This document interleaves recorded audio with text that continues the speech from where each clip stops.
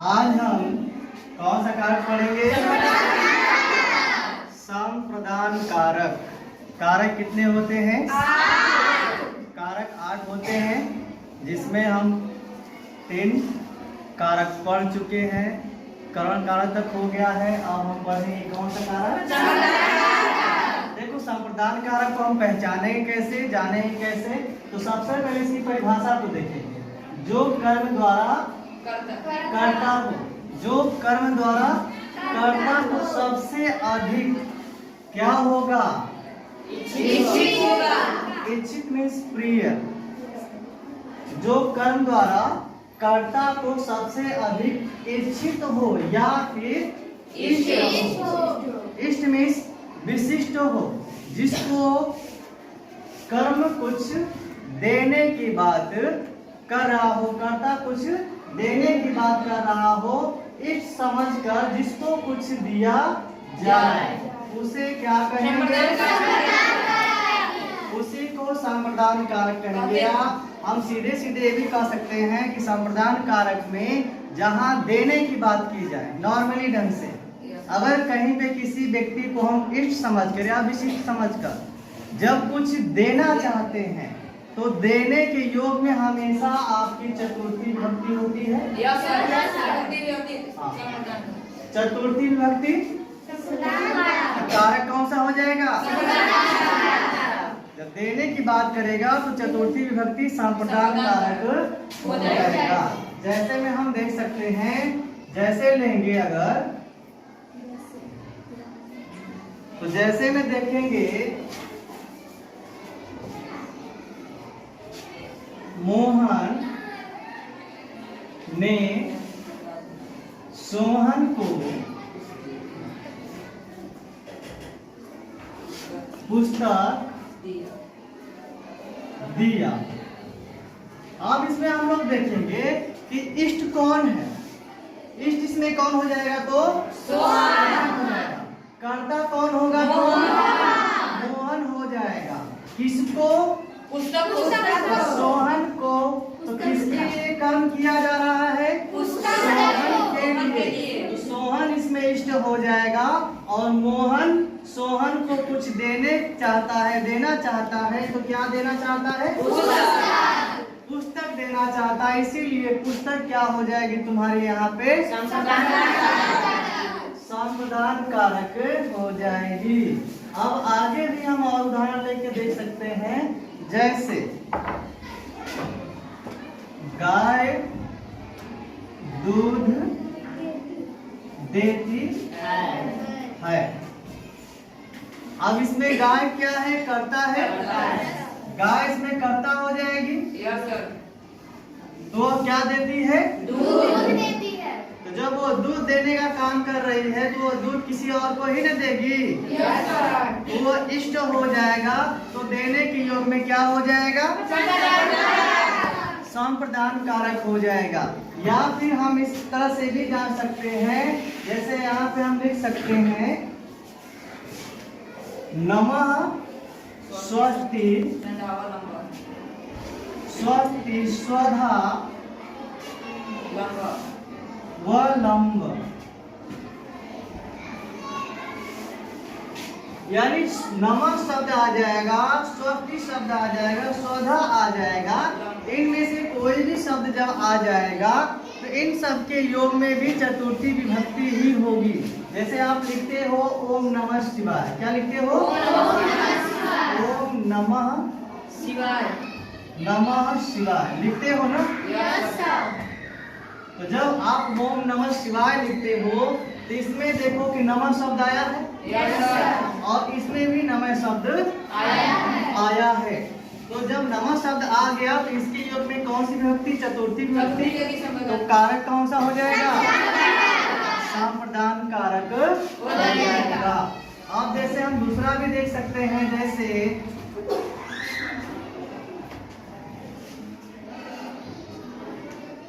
गणेश को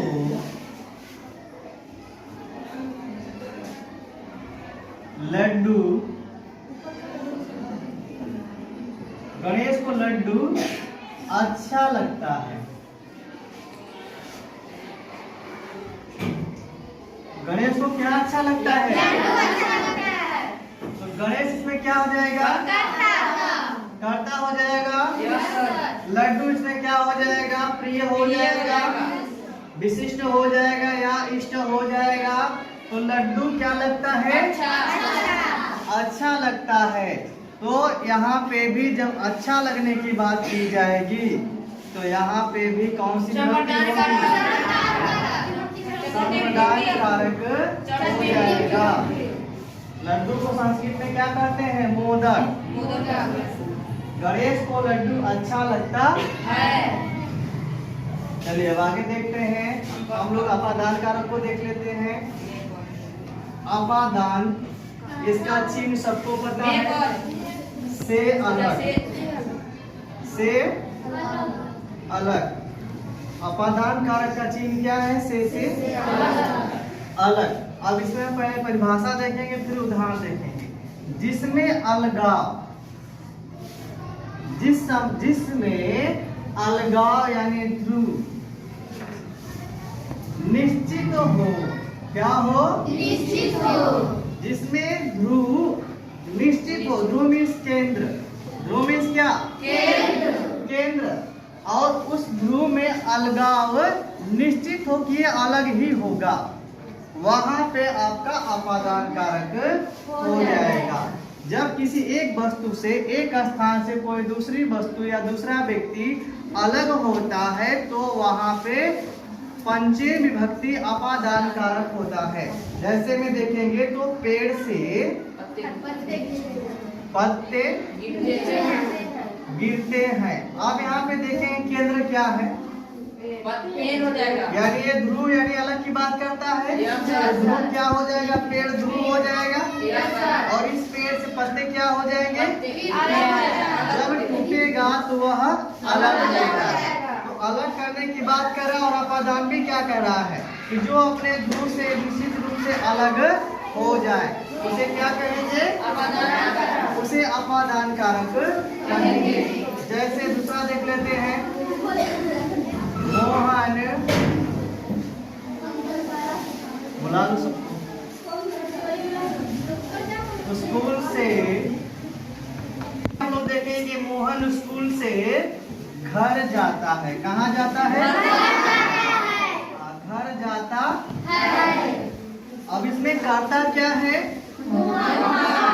मोहन कर्ता हो गया ना? क्योंकि क्रिया तो मोहन ही कर रहा है। यहाँ पे कर्ता हो जाएगा मोहन। अब हम इसमें देखेंगे कि ध्रुव यानी केंद्र। ध्रुव यानी केंद्र कौन सा है? तो स्कूल क्या हो जाएगा? स्कूल केंद्र हो जाएगा। तो मोहन स्कूल से घर जाता है। तो जब मोहन स्कूल से अलग होगा, घर जाएगा, तो स्कूल से अलग हो जाएगा कि नहीं हो जाएगा? तो जब वो अलग होने की बात करेगा और ये भी कह रहा है कि अपने ध्रुव से जो निश्चित रूप से अलग हो जाए उसे हम अपादान कारक कहेंगे। तो अलग हो रहा है तो यहाँ पे स्कूल केंद्र हो जाएगा। और घर इससे बाहर है तो मोहन स्कूल से बाहर हो गया, अर्थात अलग होने की क्रिया कर रहा है, तो ये अपादान कारक हो जाएगा। अब दूसरा उदाहरण देख लेते हैं इसका। देखते हैं, जैसे मैंने कहा था कि भय और डर या फिर रक्षा, भय डर या फिर रक्षा के योग में, इसके योग में भी पंचमी विभक्ति होती है। पंचमी विभक्ति होती है ना? तो जब पंचमी विभक्ति होगी तो कारक कौन सा हो जाएगा?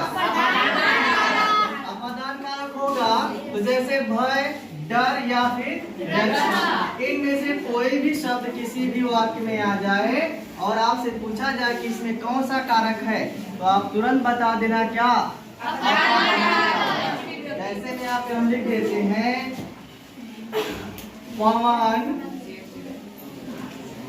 शेर से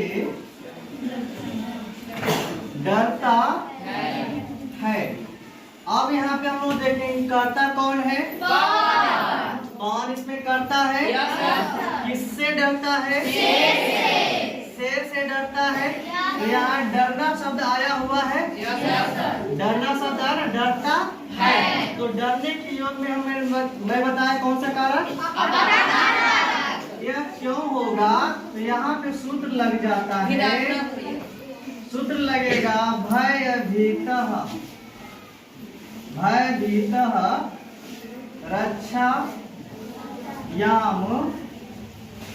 रक्षायाम पंचमी। या फिर इसको आप लिख सकते हो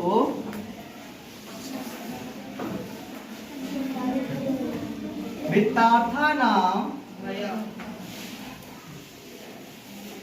वित्तार्था